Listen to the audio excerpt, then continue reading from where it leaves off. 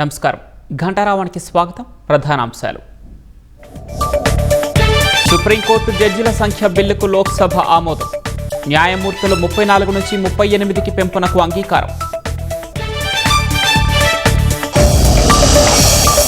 YCP MLA Virupakshi దాడి ఘటన video విడుదల.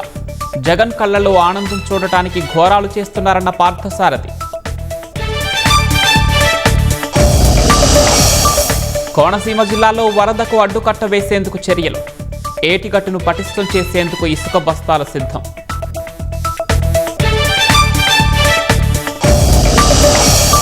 జంతర్ మంతర్ నిరసనల్లో వెలుగులోకి కీలక విషయాలు. విద్యార్థుల ఆందోళనలో విదేశీయుల హస్తం ఉన్నట్లు అనుమానాలు.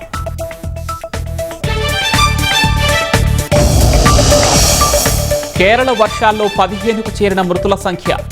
వరద ప్రభావిత ప్రాంతాల్లో కొనసాగుతున్న సహాయ చర్యలు.